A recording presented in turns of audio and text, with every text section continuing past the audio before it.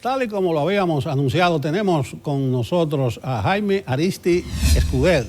Él es el administrador general de la Central Termoeléctrica Punta Catalina y además es miembro del equipo económico del candidato presidencial del Partido de la Liberación Dominicana, Gonzalo Castillo. Buenos días, Jaime Aristi.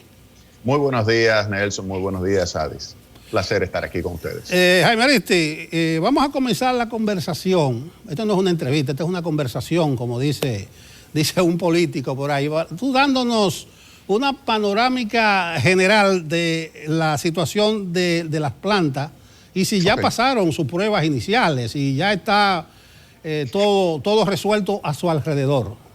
Perfecto. Mira, las dos unidades ya están en manos de la Corporación Dominicana de Empresas Eléctricas Estatales. La unidad número 2 fue recibida en el mes de abril y por lo tanto, el 24 de abril, y por lo tanto, mayo fue el primer mes en que se utilizaron las dos plenamente. Se produjo un total de 462 gigavatios, eso significó el 32% de toda la demanda de electricidad del Sistema Eléctrico Nacional Interconectado. Eso logró reducir significativamente lo que es el precio de generación a favor de las distribuidoras, creándole una ventaja significativa en términos financieros a las distribuidoras de electricidad, reduciendo de una forma importante lo que es el déficit del sector eléctrico y por lo tanto también reduciendo lo que son las necesidades financieras de parte del Estado para el sector eléctrico. Para que tengas una idea, el precio del mercado spot, que en mayo del año pasado estaba en 14 centavos de dólar por kilovatio, este año, en el mes de mayo, donde Punta Catalina estaba operando a plena capacidad, pues se redujo a 4 centavos de dólar. Tú me dirás, bueno, pero es porque estábamos también en una situación donde había el encierro, el lockdown, y había también una reducción del precio internacional de los combustibles. ¿Qué pasaría si tú le quitas ese efecto? Bueno, el precio hubiese sido, en vez de 4, 7 centavos de dólar. Es decir, que se hubiese reducido a la mitad con relación a lo que fue el precio del año pasado. Así que Punta Catalina, sin lugar a dudas, está impactando positivamente sobre la finanza del sector eléctrico, sobre las finanzas públicas y además sobre la disponibilidad de electricidad, porque le da estabilidad a lo que es toda la oferta energética de la República Dominicana. Así que está cumpliendo con lo que es su cometido, la Central Termoeléctrica Punta Catalina. Jaime Aristi, la semana pasada el PRM, a través de su representante para el sector de energía y minas, denunció que la planta no ha superado una de las dos pruebas que certificarían su entrada en funcionamiento. ¿A qué se refiere? Mira, la realidad es un error de parte de la Comisión de Energía del Partido Revolucionario Moderno, del PRM. Es totalmente un error, porque la Central Termoeléctrica Punta Catalina ha pasado todas las pruebas. Pasó las pruebas de desempeño, que es la prueba más importante, que es la que mide qué tan eficiente es la planta, qué tan grande es la planta, y en ese sentido la empresa Magel, una empresa norteamericana, vino y realizó las evaluaciones y las pruebas con unos equipos especiales, determinó que la potencia neta de salida, en vez de ser 337 netos, que equivale a 376 brutos, en vez de ser 337, son 10 más. Es decir, para la unidad número 1, 346, y para la unidad número 2, 347.7. Es decir, que la planta en general es más grande de lo que se contrató. Eso por una parte. Con relación a la eficiencia, el rendimiento térmico, que se había contratado como 9.857 kilojoules por kilovatios, en realidad consume menos energía para generar más electricidad, por lo tanto más eficiente. Específicamente, en vez de 9.857 kilojoules por kilovatio, 9.473 es lo que utiliza la unidad número 1 y 9.652 la unidad número 2. ¿Qué significa eso? Que pasa la prueba de desempeño. Lo que ellos señalan que no pasa es la prueba Verope, y eso es totalmente falso. Yo tengo un correo electrónico del organismo coordinador, quien es el que tiene que aceptar esto, y te lo voy a leer simplemente una línea. Dice, estimados, hemos revisado nuevamente el informe enviado por el consultor en fecha 19 de febrero, fíjate de cuándo, en la cual hemos observado la inclusión de todas las correcciones acordadas en la reunión 14 de febrero. Es decir, ellos le corrigen errores a ese informe que es el que ellos han estado circulando. Se le corrige errores y le dice, luego, le dice a quienes, a la CDE y le dice al propio consultor, le dice, en este sentido, no tenemos más retroalimentaciones al respecto, quedando aprobado el informe correspondiente, estaremos remitiendo los parámetros VEROPE determinados en las pruebas como parte del trámite C del reglamento de autorización de puesta en servicio de la resolución CIE 061-2015-MEN, que es la que establece la prueba VEROPE. Es decir, que también pasamos la prueba VEROPE. De tal manera que lo que ha señalado la Comisión de Energía del PRM es totalmente falso. Lo que más me preocupa es que confunde la prueba VEROPE con la prueba de desempeño. Y ya he explicado la diferencia entre ambas. Pero no solamente eso, también me sorprende que digan mentira. Por ejemplo, yo vi que la Comisión de Energía señaló que en vez de ser 376 brutos, en realidad son 20 megavatios menos, es decir, 356 brutos, o de la misma forma, en vez de ser 337 netos, las dos unidades, cada una de ellas tendría 317. En realidad, eso es falso. ¿Por qué? Y ellos mismos lo dicen en un informe interno. Fíjate, eso lo dicen en una rueda de prensa, que son 20 megavatios más pequeñas de lo que se había contratado. Eso es lo que dicen públicamente. Pero en un informe que yo tengo de ellos mismos, dicen que es 337 en términos netos. Es decir, que ellos reconocen que en términos brutos es cada una de 376. Y no solamente eso, hablan de las bondades y las maravillas de Punta Catalina. Para que tengas una idea, oye lo que dicen en ese informe.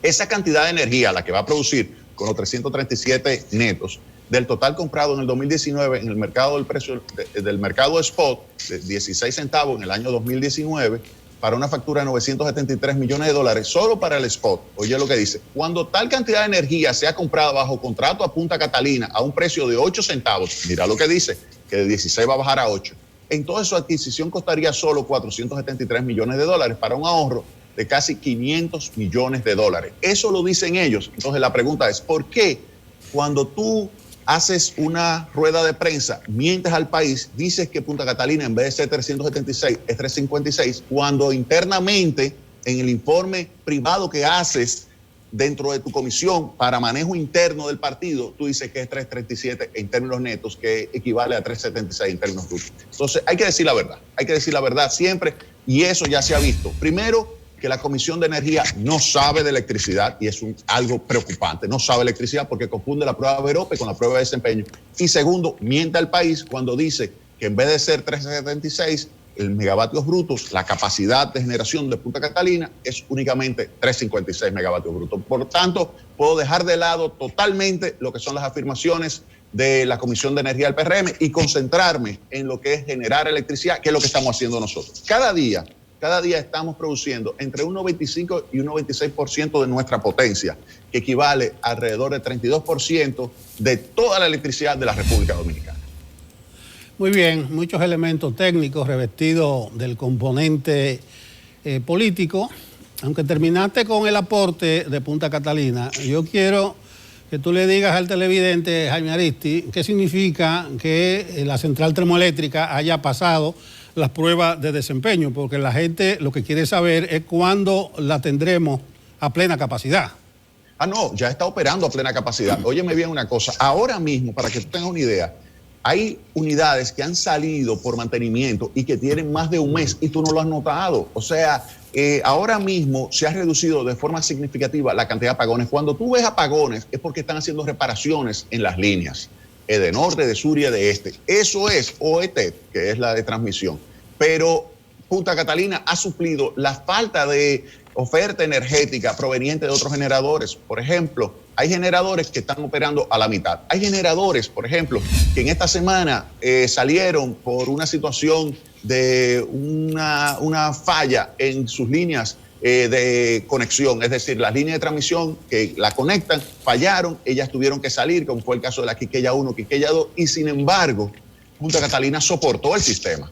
Punta Catalina está operando a plena capacidad desde el 24 de abril que nos la entrega la segunda unidad. Las dos unidades operando a plena capacidad en el mes de mayo, vuelvo y te repito, produjo el 32% de toda la electricidad del CENI, es decir, que estamos a plena capacidad ya operando en el país. Eso es muy con las dos unidades de Punta Catalina. Muy importante porque se prometió eso, que Punta Catalina aportaría al sistema un 30, un 35, y si está en un 32, correcto. Excelente. Eso nos permite a nosotros hablar de otra cosa que no está sobre el tapete. La promesa fue, además de ese 30-35%, que íbamos a tener energía a un mejor precio y además que habría disminución de los precios. ¿Qué hay de eso?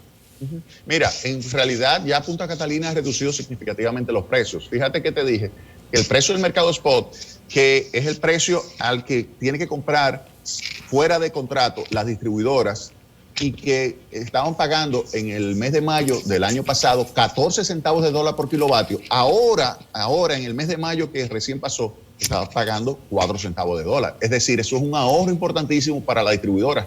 Pero no solamente eso, que la parte entonces que le está supliendo Punta Catalina se la está supliendo a 8.25 centavos de dólar. Es decir, por debajo del precio de venta de otras generadoras de electricidad que están bajo contrato. De tal manera que ya las empresas distribuidoras tienen la capacidad financiera para que cuando ellas mejoren lo que son sus indicadores de facturación y cobranza, estableciendo, por ejemplo, medidores prepagos, estableciendo otros mecanismos que deben de poner en marcha para mejorar lo que son sus cobranzas, entonces ya Punta Catalina ha creado las condiciones para que baje la tarifa de electricidad en la República Dominicana. Eso tú lo puedes tener ya seguro, que el ahorro que le está permitiendo Punta Catalina a las distribuidoras crea las condiciones para que cuando se tomen esas otras medidas vinculadas con lo que es la mejora de la facturación y la cobranza de las distribuidoras, pueda haber una rebaja significativa de la tarifa de electricidad en el país. Jaime Aristi, excusa si hay ignorancia o poca información en mi pregunta, pero ¿en qué quedó el arbitraje internacional con el consorcio? Ok, mira, el arbitraje internacional llegó a la siguiente situación. Se estaba discutiendo un monto total de 973 millones de dólares, es decir, de los 708 iniciales que ellos presentaron, siguieron aumentando. Acuérdate que eso fue hasta julio del año 2017 y posteriormente ya se llegó a un monto, de acuerdo a sus cálculos, de 973 millones de dólares. A eso nos enfrentábamos nosotros. Fuimos a ese arbitraje en la Cámara de Arbitraje Internacional, específicamente en el ICC, ¿verdad?, en la ciudad de Nueva York, y ahí teníamos dos posibilidades, dos caminos. Uno, llegar a una solución de la disputa en un marco de resolución de disputa que tiene el ICC, o nos fuimos a un arbitraje que iba a durar alrededor de 3 años. ¿Qué significaba el arbitraje? Que la unidad número 2, ellos no nos la iban a entregar hasta que terminara el arbitraje. Entonces, y calculamos cuánto íbamos a perder en ese caso. Ahí íbamos a perder casi 450 millones de dólares si no íbamos a total arbitraje que iba a durar 3 años, versus disputa, solución de disputa en el mismo marco, con un equipo, un tribunal que nos iba a facilitar llegar a esa solución de esa disputa, donde había una experta internacional en ese tipo de situaciones de disputa. Y entonces ahí se hizo el siguiente cálculo, lo cual recibimos el input ahí de nuestros abogados internacionales, recibimos el input de nuestros técnicos internacionales y se llegó a la conclusión siguiente. Miren, si ustedes le pagan 59 millones de dólares por encima del fondo contingente de los 336, ustedes pueden recibir la unidad número 2, resolver su disputa y reducir de 973 millones de dólares, oye bien, de 973 millones de dólares, reducir a 395 ese monto, y lo único que ustedes van a tener que pagar es en realidad 59. Oye bien, de 973 lo reducimos a 395 y esa reducción a 395 lo único que significaría en términos de pago adicional sería en realidad 59. De tal manera que por 59 millones de dólares nos estábamos ahorrando más de 400 millones de dólares de falta de ingresos que íbamos a tener, y también que estábamos asegurando reducir de 973 millones de dólares a únicamente 395 millones de dólares. De tal manera que llegamos a un acuerdo bajo el marco de solución de esa disputa, y con eso también entonces resolvimos ese problema. De tal manera que ya no tenemos problemas en términos de arbitraje. Ya hemos cumplido totalmente con lo que son los pagos al contratista y ya tenemos una planta que está operando adecuadamente, que pasó todas sus pruebas y que ya está en la recta final para ser aprobada, y el organismo coordinador enviar toda la documentación para que la Superintendencia de Electricidad nos habilite comercialmente. Y eso nos va a permitir a nosotros ya tener no solamente la capacidad de cobrar energía, sino también de cobrar potencia. De tal manera que ya estaríamos operando de una forma en el sistema que le permitiría a Punta Catalina pues recibir una mayor cantidad de recursos y ser todavía más rentable. Recuérdate que Punta Catalina va a ser una de las empresas más rentables de la República Dominicana. Va a tener un nivel de ingresos de $500 millones, más o menos, en promedio. En los próximos 5 años es alrededor de $550 millones y un nivel de beneficio de alrededor de $250 millones. Es una empresa sumamente rentable y beneficiosa para el país porque es digamos, la central termoeléctrica del pueblo dominicano. Lo de la licitación, la venta de una parte. Ok, mira, eso ya es una decisión que la va a tomar el próximo gobierno. Yo creo que es una decisión interesante en términos de poder aprovechar ese flujo libre de efectivo que vamos a tener en 40 años y poder recibir, digamos, por adelantado un monto que ahora en esta coyuntura quizás sea interesante evaluar, pero eso ya será el próximo gobierno que va a tomar esa decisión. Bueno, muy bien eso de aprovechar ese monto en esta coyuntura, porque no quiero desperdiciar tu condición de miembro del equipo que acompaña al candidato Gonzalo Castillo para la implementación de su programa de gobierno. Vamos a ver cuáles serían los ejes fundamentales de la propuesta de Gonzalo, pero quiero referirla a la actual situación, porque es muy probable que la pandemia haya cambiado mucho de los enfoques de cuando ustedes redactaron ese programa. Háblanos de los ejes fundamentales y cómo piensan intervenir en esta coyuntura. Mira, en realidad el programa de gobierno de Gonzalo Castillo se elaboró tomando en consideración la pandemia. Recuérdate que el equipo económico de Gonzalo Castillo ha estado trabajando intensamente en lo que son las medidas para enfrentar los efectos económicos de la pandemia, es decir, los programas de apoyo a los trabajadores y a los trabajadores que perdieron su empleo, así como también transferencias directas a los segmentos más vulnerables de la población. Y además ha estado relacionado también con la ejecución de medidas vinculadas con también el sector monetario que facilitan el acceso a financiamiento para que de esa forma se pueda ejecutar una política de recuperación de la economía lo antes posible. El elemento clave es generar empleo. Hay que seguir con políticas que permitan una reactivación del Producto Interno Bruto y generar empleo, porque se ha demostrado que generando empleo es que tú logras reducir la incidencia de pobreza. Nunca antes, y esto es importante señalarlo, en los últimos 8 años, nunca antes se había registrado una reducción de la incidencia de pobreza tan fuerte por cada punto de incremento del Producto Interno Bruto, y eso es algo significativo. Recuérdate que ha disminuido en más de 20 puntos porcentuales la incidencia de pobreza entre el año 2013 y el año 2020, y eso, sin lugar a dudas, hay que mantenerlo. Entonces, sobre ese pilar se mantiene pues el programa económico de Gonzalo Castillo, es decir, un programa donde se va a promover el crecimiento a través de la estabilidad macroeconómica, tomando en consideración que el 85% del crecimiento de la economía lo explica el sector privado, y entonces hay que crearle las condiciones para que sea el sector privado que invierta, que consuma, que genere empleo, que genere bienestar a la gente. Y para eso entonces tú estabilizas en términos macroeconómicos. Y esa estabilización significa, por el lado de la política monetaria, mantener lo que son las metas de inflación, como ha sido de forma exitosa mantenida desde el año 2012 hasta el presente.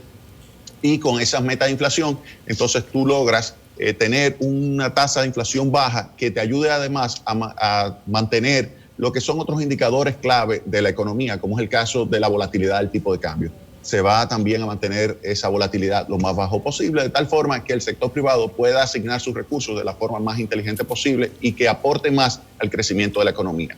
Hay un elemento clave también en el programa de gobierno, que es la puesta en marcha de un masivo programa de inversión pública que va a estar basado en alianzas público-privadas, es decir, no es el Estado que va simplemente a financiar porque no hay recursos suficientes para hacerlo, sino que va a incluir al sector privado, porque ya te señalé que el 85% de todas las decisiones de inversión, consumo, están vinculadas con el sector privado.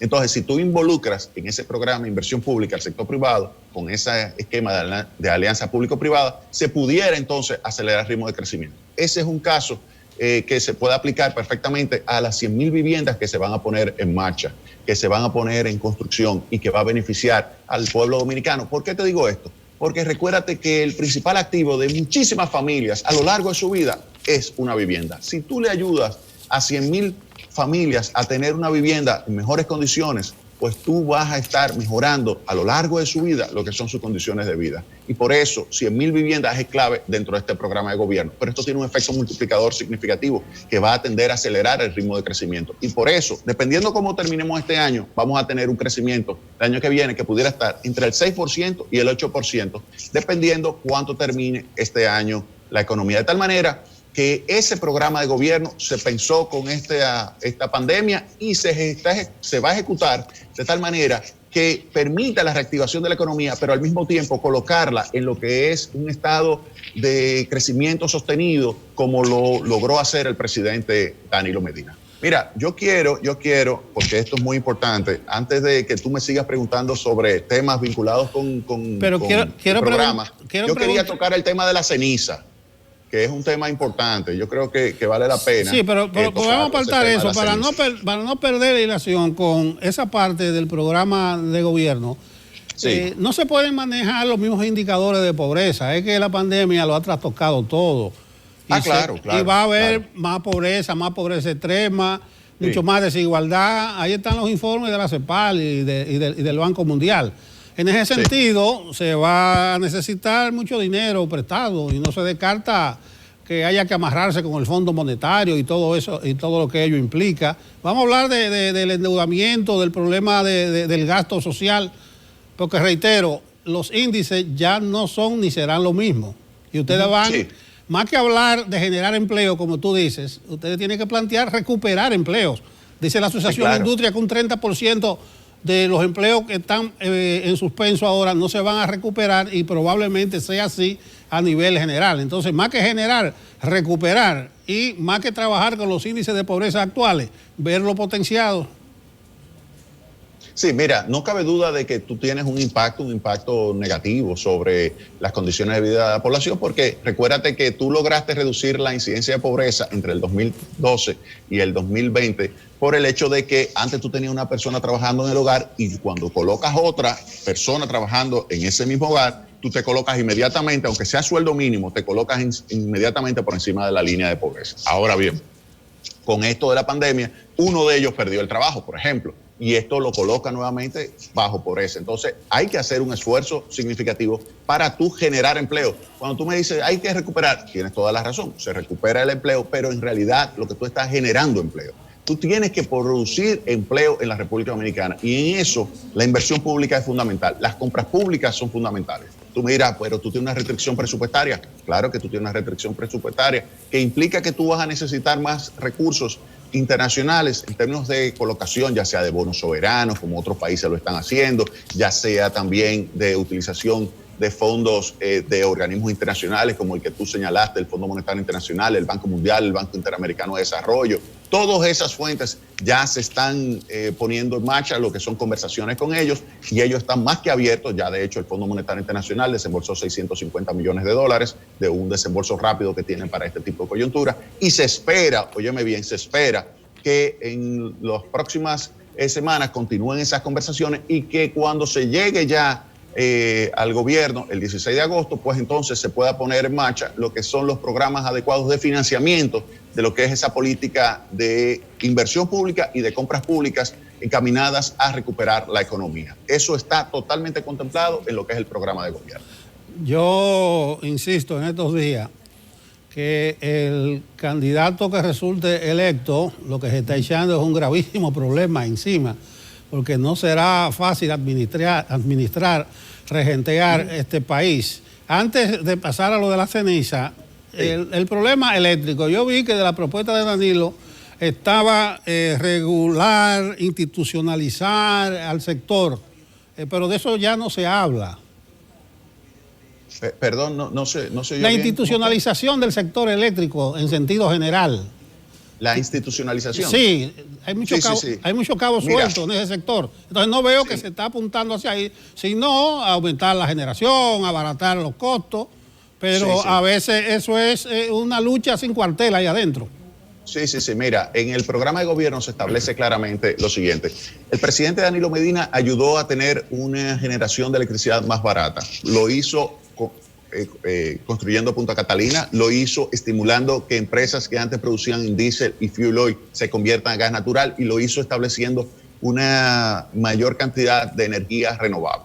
Todo eso ya está en el área de generación. Ahora el presidente que resulte electo tiene que enfrentar otros retos. Y en este caso, el programa de gobierno de Gonzalo Castillo tiene claro establecido ahí qué medidas va a tomar para mejorar las recaudaciones por parte de las distribuidoras, pero al mismo tiempo tiene que fortalecer institucionalmente, como tú muy bien dices, tiene que fortalecer institucionalmente el sector. En ese sentido, hay que fortalecer la Superintendencia de Electricidad, hay que fortalecer también el Ministerio de Energía y Minas, hay que fortalecer la Corporación Dominicana de Empresas Eléctricas Estatales como holding de las empresas eléctricas para que continúe, aun cuando esté, por ejemplo, vinculada con el Ministerio de Energía y Minas, tiene que darle un mensaje a todo el área del sector eléctrico para que puedan adoptarse las medidas adecuadas. Y en ese sentido, hay que permitir entonces que se adopten aquellas medidas por parte del sector privado que aseguren que pueda aumentar en el mediano y largo plazo la generación de electricidad competitiva, como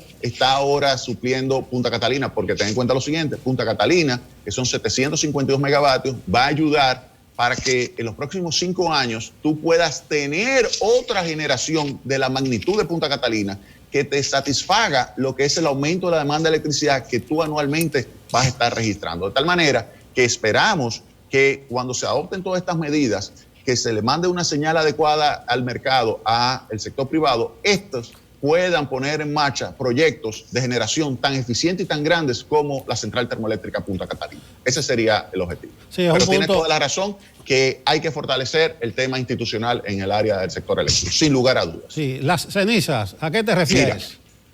Mira lo siguiente, se ha criticado, y yo quería aprovechar porque este es un medio que lo ve y lo escuchan muchas personas, y quería aprovechar para aclarar el tema de la ceniza. Mira, recuérdate que la central termoeléctrica Punta Catalina es un proyecto que recibió la bendición del Banco Mundial a través de la IFC, es decir, que nosotros cumplimos totalmente con lo que son los mandatos medioambientales de esa organización. Y esto nos ayudó entonces a que pudiéramos conseguir recursos financieros de bancos europeos, fíjate bien, bancos europeos encabezados por el Deutsche Bank.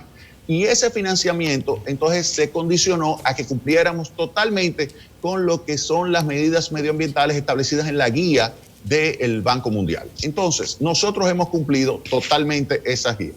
Para que tengas una idea, llega el barco totalmente cerrado, autodescargante, sale un brazo, coloca el carbón en una tolva que a partir de ahí está totalmente cerrado, una correa que va 3 kilómetros hasta adentro de un almacén totalmente cerrado. Mira, yo he visitado muchas plantas de carbón, de electricidad basada en carbón en el mundo, y nunca he visto un almacén totalmente cerrado como el que tenemos nosotros aquí para capturar cualquier tipo de polvillo que se pudiera generar del carbón. De ahí sale totalmente cerrado hasta llegar al molino y hace el proceso de combustión.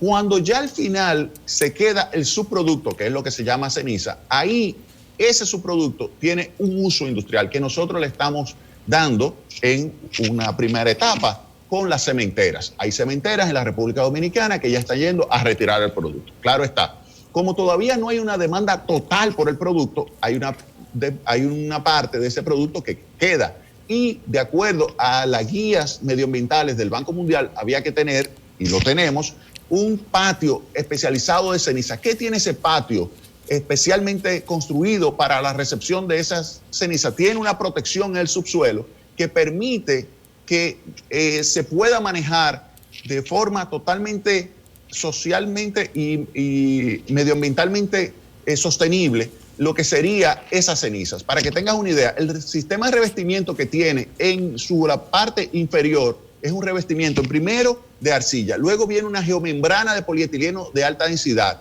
que sirve como la principal barrera para evitar los lixiviados. Luego vienen otras membranas siguientes que permiten una capa de protección del subsuelo verdaderamente extraordinaria. Y eso es algo totalmente aprobado por el IFC del Banco Mundial. Por eso cuando yo oigo a la Comisión de Energía del PRM decir un disparate, óyeme bien, porque es un disparate grande lo que dijeron, y esto es sujeto de, si fuera el sector privado, una demanda. ¿Por qué digo esto?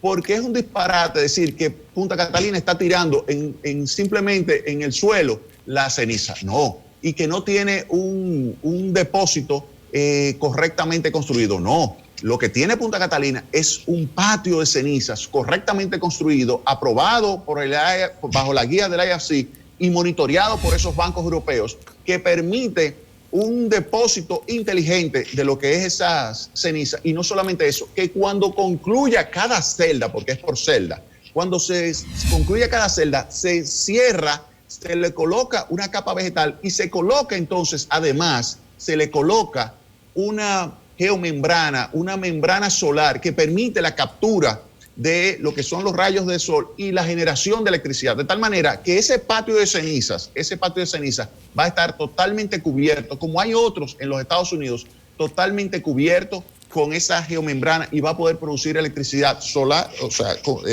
a partir del sol, hasta 15 megavatios. Óyeme bien, hasta 15 megavatios. Es decir, que es otra mentira más de la Comisión de Energía del PRM decir que simplemente lo estamos tirando en el suelo y que no tenemos un depósito especializado para la recepción de la ceniza. De tal forma que nosotros podemos señalar al país que pueden estar tranquilos, confíen en Punta Catalina, pues estamos ejecutando un proceso. Primero lo hicimos de construcción y ahora de operación de la Central Termoeléctrica Punta Catalina, de tal forma que protegemos el medio ambiente y vamos a producir electricidad de forma eficiente, pero siempre tomando en consideración lo que es el bienestar de la gente y específicamente del medio ambiente, que es donde ella habita.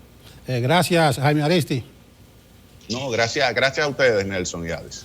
Muy bien, Jaime Aristi Escudel, administrador general de Punta Catalina y miembro del equipo económico que acompaña al candidato presidencial del PLD, Gonzalo Castillo, ha sido nuestro entrevistado. Continuamos con Enfoque Matinal.